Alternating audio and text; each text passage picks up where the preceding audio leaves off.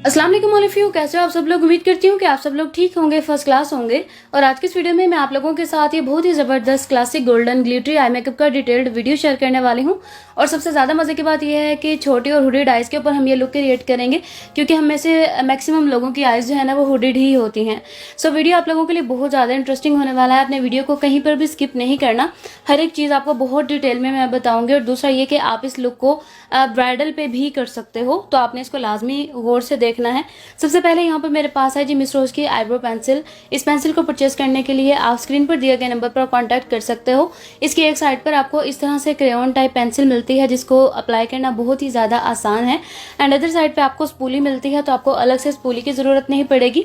अब इसका फ़ायदा ये होता है कि अगर आप अपनी आईब्रो की शेप को इस तरह से डिफाइन करना चाहते हो कि वो बिल्कुल भी अवर ना लगे, नेचुरल लगे, तो आपको जस्ट अपने आईब्रो के स्पेसिस को फिल करना है। तो आपकी आईब्रो बहुत ही ज़्यादा अच्छी, जैसे कि आप रेगुलर रूटीन में हल्का फुल्का मेकअप करते हो, तो उसमें आपके आईब्रोज की फिलिंग के लिए जो पेंसिल होती है ना वो बेस्ट रहती है। बजाय इसके कि आप इसमें कोई आईब्रो कलर यूज़ करो जो पाउडर फॉर्म में होता है, वो आपके आईब्रो को बहुत ज़्यादा डार्क कर देता है। ठीक है, अच्छे से आईब्रो के जितने भी स्पेसिस हैं उनको फिल करने के बाद इसी की स्पूली के साथ आईब्रो को बहुत अच्छे से हम नीट करेंगे। और बहुत ज़्यादा ज़ोर ज़ोर से नहीं रगड़ना, वरना आपकी आईब्रो से सारा कलर उड़ जाएगा।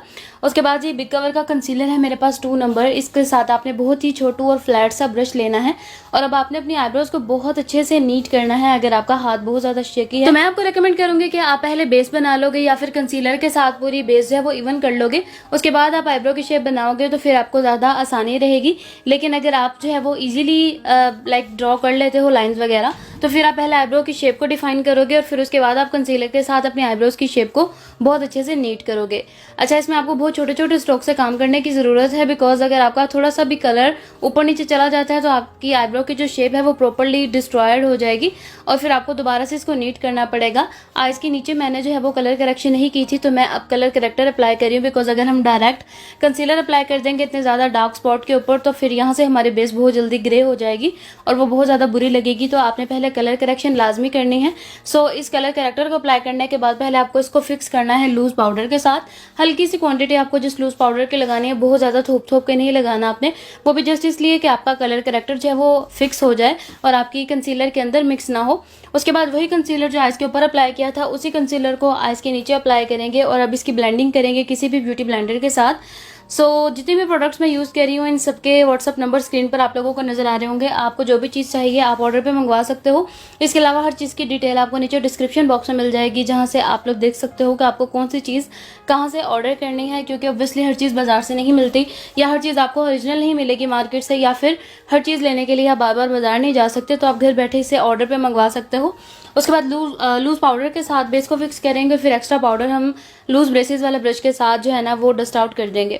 उसके बाद ये मेरे पास ये नेकेड आई शेडो पैलेट है। इस पैलेट को आई थिंक सो ये अब तो अवेलेबल नहीं है, लेकिन फिर भी मैंने नंबर मेंशन कर दिया है, आप मैसेज करके पूछ लेना अगर अवेलेबल हुआ तो आपको ये मिल जाएगा। इसके अंदर टोटल जो है ना वो आई थिंक सो 98 कलर्स हैं, और बहुत ही ज़्यादा ज़बरदस्त कलर्स हैं इसके अंदर। तो मैंने इसके अंदर से 2 कलर्स लिए हैं, एक मैंने लाइट ब्राउन लिया है, एक डार्क ब्राउन लिया है, और इसके साथ मैंने स्पंच वाला ब्रश लिया है जिसको हम कभी मुंह नहीं लगाते।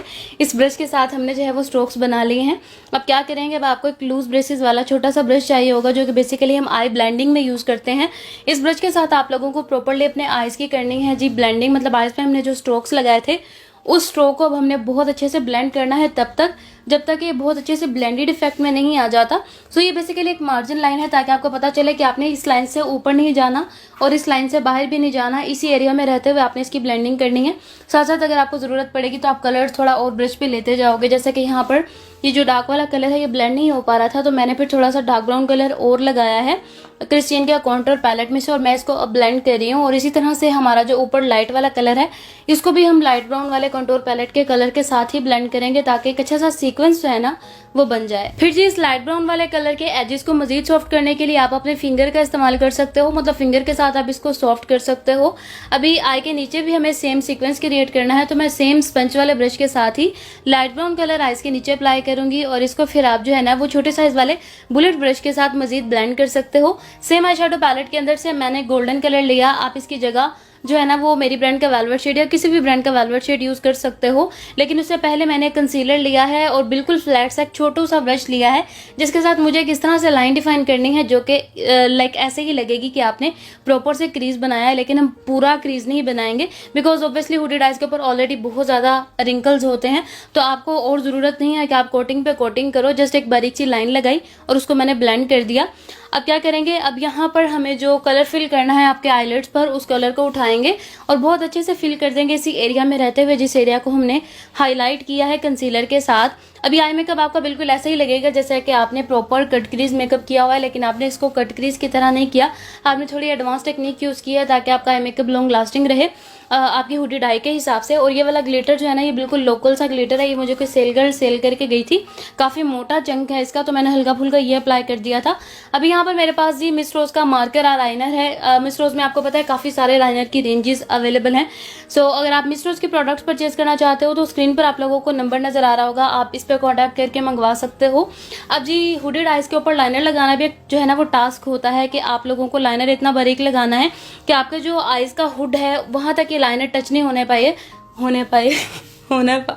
ओ माय गॉड, उस हुड तक ये लाइनर जो है ना वो टच नहीं होना चाहिए। मतलब जब आपकी आइज ओपन हो तो आपका जो लाइनर है वो आपके उस हुड से, या फिर वो जो एक लाइन बन जाती है ना जब आइज खुलती है, तो उससे दूर रहना चाहिए ताकि आपकी आंख जो है वो बड़ी लगे।